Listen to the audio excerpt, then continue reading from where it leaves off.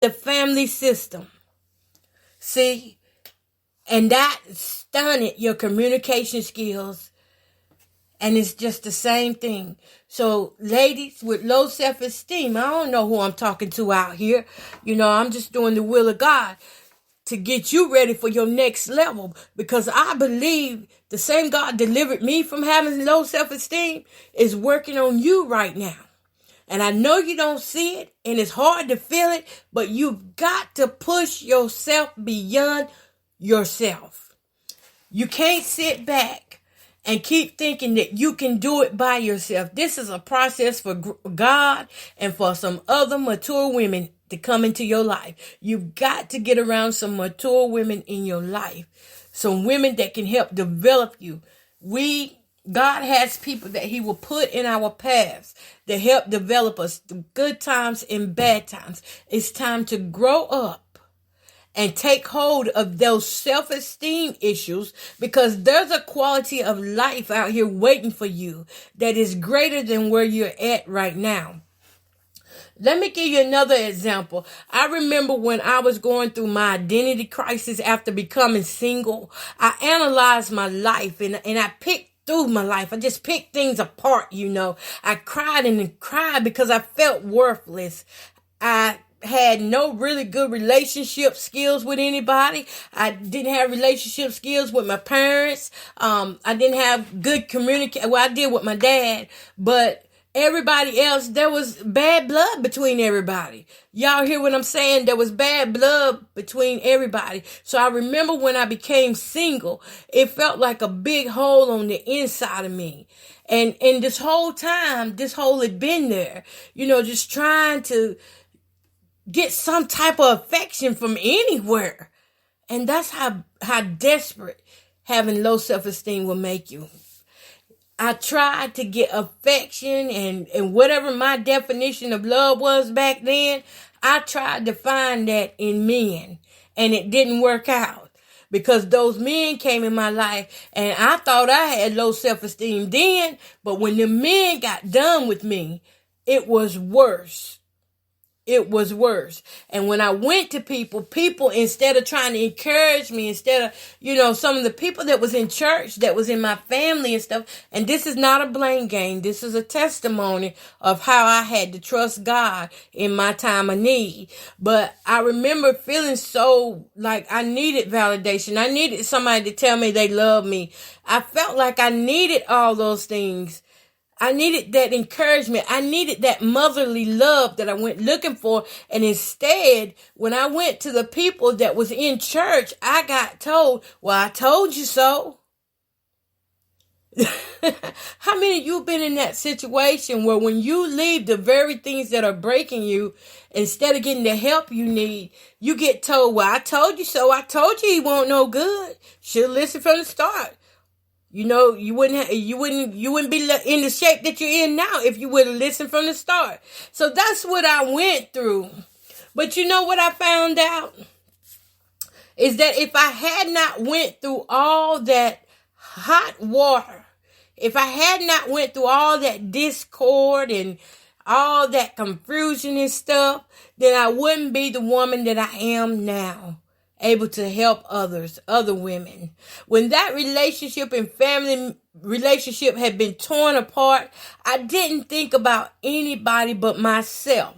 You see what I'm saying? Situations come to make us stronger. And that's what it showed me in all of those relationships that I had my part in there too, where I was prideful, where I was a victim of the systematic environment, but I also was prideful. So I had a combination of things going on. I was thinking about myself, and when I self-examined, I realized my self-esteem was low because I was never satisfied. Because I had been through so much, but I never tried to work anything out because I was too busy blaming others. That's why I said this is not a blame game. This is a time when you have to step up for yourself. What I really missed was the fact that I didn't have anybody to go in the store for me. You see, because when I was in relationships, I sent the guys in the store because I was overweight. You think about it, 500 some pounds. So I took advantage of them just as much as they took advantage of me. When I had money, I made all of them feel small. I made them feel little. And I'm talking about, I embarrassed them. I would scream at them. I would yell at them because I felt like because I was overweight, I was entitled to do that. Because you know why? I had low self-esteem, and now I got to put my feelings off on somebody else. So see, I wanted to blame others for everything. But when reality hit, yes, they had their share of things that they did to me that caused my trauma.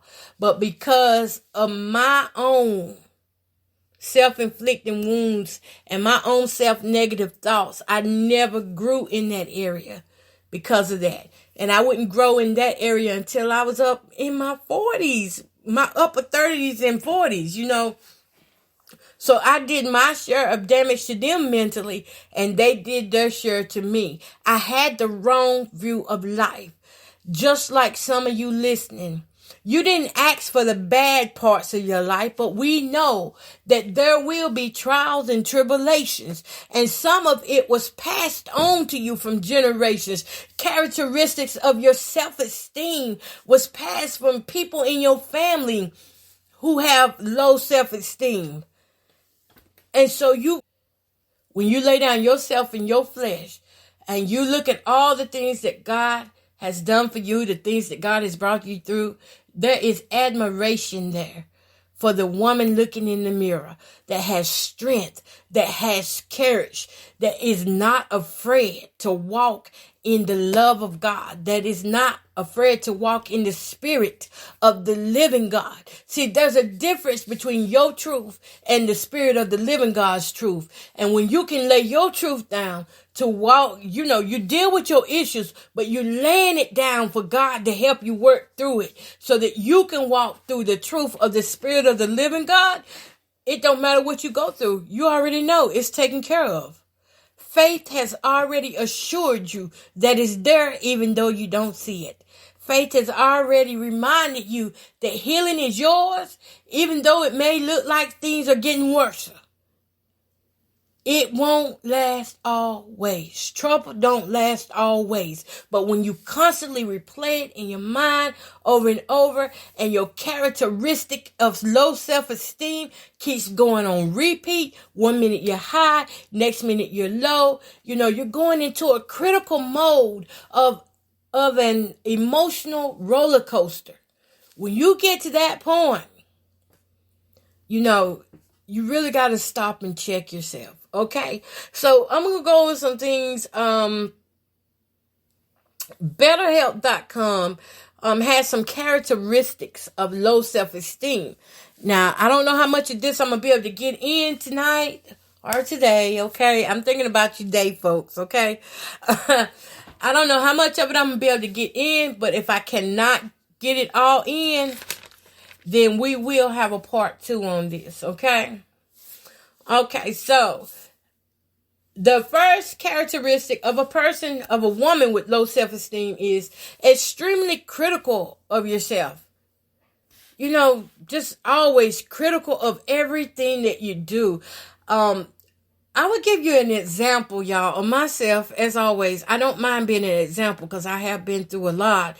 And so it just hits home for me right here. Okay, so an example was I had a job as a graphic designer for some celebrity artists, and my self-esteem was so low.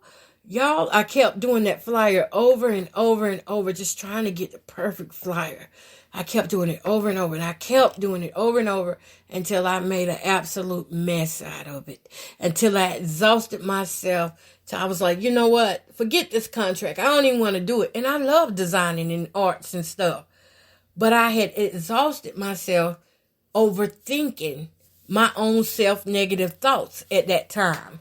So that's being extremely critical of yourself. Okay, the second thing is downplays or ignores the positive qualities. You have so many good qualities in your life, but, you just downplay it. You just don't admit that you have these great qualities. Somebody says to you, hey, you really did a good job on that Christmas play. Oh, no. Girl, that was all God.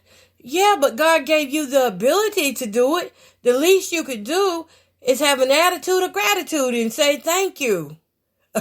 Thank you. Yes. And sometimes you might have to go into detail. Thank you. Yes, I spent, might have to give a little sentence or two behind it. Y'all, excuse me, sip of water time.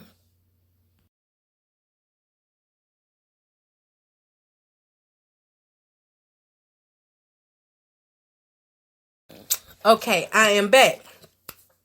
The next characteristic of low self-esteem is judges themselves to be inferior to their peers, meaning that you have a jealousy streak about you when it comes down to your peers, and sometimes, it just don't work out because you're constantly being critical and judgmental of yourself. You're condemning yourself. So you don't do your best. You have ideas that you keep inside your head. You may have the $1 million idea, but yet because of this low self-esteem is in the way, you won't even mention it to the people who have the money to back you on it. Okay? The next thing is uses negative words to describe themselves, such as stupid, fat, ugly, unlovable.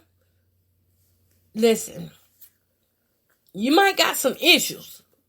You definitely don't need to be blowing those issues up or making them worse by talking down to yourself. I tell women all the time, and I'm in this weight loss group, and I tell people in there when I see them putting themselves down, I say, don't do that. Don't do that. Because you're just hurting yourself. You're buying into what you have been sold, and you don't have to buy that crap. Throw that vocabulary out your mindset until you really need it. Because there's going to come a time when you really need to use those words, but you don't need to use those words on yourself. Like you may say, that's an ugly sweater at Christmas time, the ugly sweater. There comes a time when those words will be appropriate, but they are not appropriate to describe yourself. Do not describe yourself as stupid, fat, ugly, and unlovable. Things happen. Relationships don't work out. Lights may get cut off, but you're not stupid. Yes, you made some bad decisions, but don't consider yourself all those things and just walk around and live it out. Don't do yourself like that. The next thing is assumes that luck plays a large role in all their achievements and doesn't take credit for them. Look, it was not luck that got you anything. That was your hands that did what you had to do to help you achieve whatever it was that you had to achieve. It was your hands. Stop downplaying yourself. Stop giving. I see a lot of people right now. The new thing is now, the trending thing now is to say that the universe did it. The universe gave me this. The universe gave me energy. The universe that. Really? Because God is greater than the universe.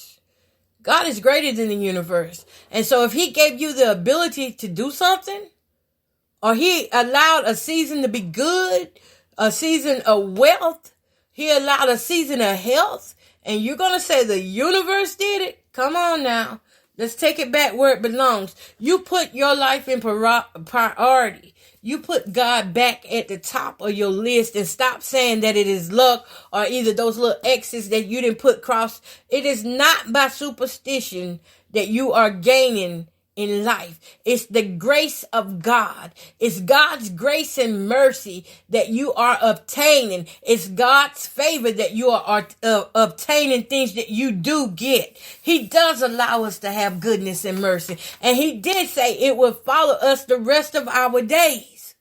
All right. So stop saying luck did it, because it wasn't luck. Okay. The next characteristic of a person with low self-esteem is they blame themselves when things go wrong instead of taking account for the things that they do have control of. Now, there are some things that you do have control of. You have control of how you speak to yourself. Yes, you do. You have control of that. You know what? I tell even, I've been around people who have mental illnesses, and I've been around people that have been really seriously, like, in major depressions and stuff before I went through my thing. And you know what? that was some of the things that helped them